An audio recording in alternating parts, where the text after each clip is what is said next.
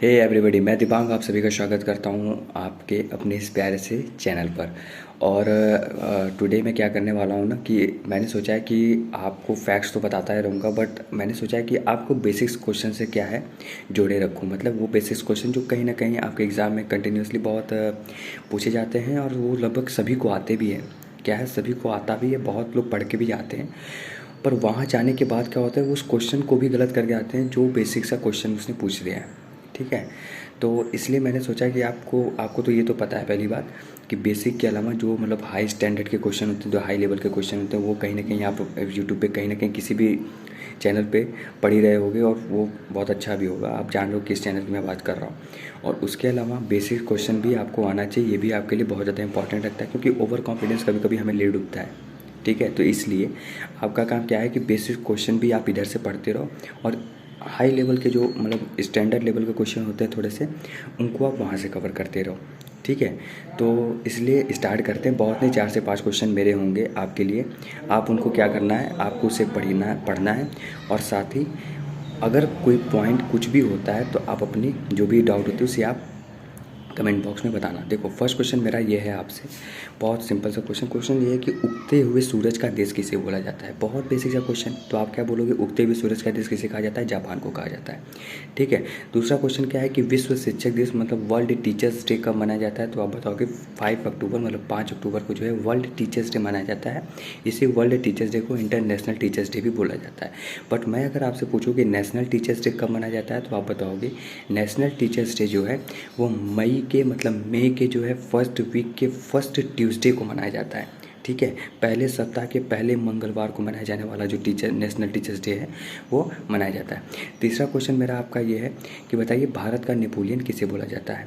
तो भारत का नेपोलियन किसे बोला जाता है? तो आप बताओगे भारत का नेपोलियन किसे बोला जाता है? तो वो होते हैं समुद्रगुप्त को।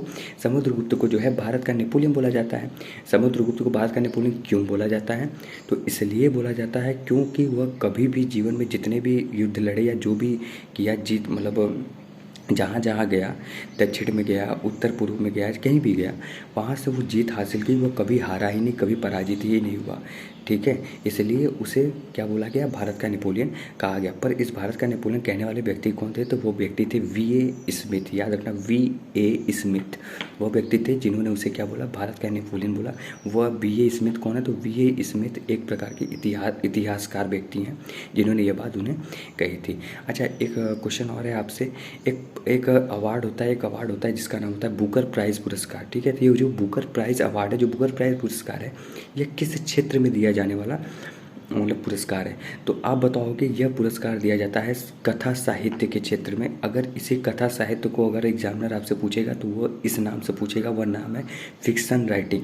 याद रखिएगा, फिक्शन राइटिंग के नाम से आपसे वो पूछ सकता है। तो ठीक है, तो याद रखना, मैंने 4-5 क्वेश्चन बोला है, एक बार फिर से रिपीट कर देता हूँ। उगते हुए सूरज का देश किसे बोला गया? ठीक है, तो वो है जापान। दूसरा मैंने भारत का नेपोलियन बोला आपसे, वो कौन है? समुद्रगुप्त। थर्ड क्वेश्चन मेरा बुकर प्राइज़ से था कि किस क्षेत्र में दिया जाता है? तो साहित्य के क्षेत्र में दिया जाता है। और आपको पता है बुकर प्राइज़ अभी तक कितने लोगों को मिला है? तो एक व्यक्ति थे अडिग करके हैं, उनका नाम मुझे एक्चुअली क्लियर नहीं हो पा रहा है कि क्या नाम था उनका, अरविंद अडिगा।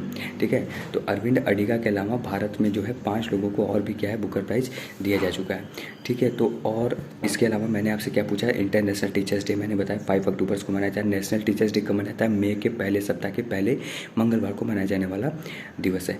ठीक है, तो मुझे उम्मीद है कि ये सारे क्वेश्चन बहुत ज़्यादा बेसिक हैं और आप सबको आते भी होंगे, और कहीं ना कहीं ये क्वेश्चंस आपको वहाँ जाने पर तकलीफ भी देते हैं। तो याद रखिएगा, इस तरीके से अब मैं बेसिक क्वेश्चन आपके सामने लाऊंगा डेली 4 से 5, जो आपको कहीं ना कहीं बहुत ज़्यादा फ़ायदेमंद करेंगे। जब एग्ज़ाम में आप बैठोगे तो अगर एक भी आएगा ना तो आपको बहुत याद रहेगा। ठीक है, तो याद रखना पहली चीज़ कि कभी भी क्वेश्चन जो है हार्ड नहीं होता है, क्वेश्चन को हार्ड जो है ऑप्शंस बनाते हैं। तो इसलिए यहाँ पे आंसर याद रखिएगा, ऑप्शंस चाहे कुछ भी दे, जवाब यही होना है। ठीक है, चलो, तो उम्मीद है आपको सारी बातें समझ में आई होगी। हाँ, जाते जाते एक क्वेश्चन आपसे ज़रूर पूछूंगा कि रेटिनॉल का वैज्ञानिक नाम क्या होता है? रेटिनॉल जो है उसका वो किस विटामिन की कमी से होने वाला रोग है? ठीक है, सो मुझे उम्मीद है ये सारे क्वेश्चन इस क्वेश्चन का जवाब आप पहले कमेंट बॉक्स में ज़रूर देना, जितना इसके बारे में जानते हो। ठीक है, thank you so much, take care, bye bye, और अपना ख्याल रखिए और अपने परिवार का भी ख्याल रखिएगा। ठीक है।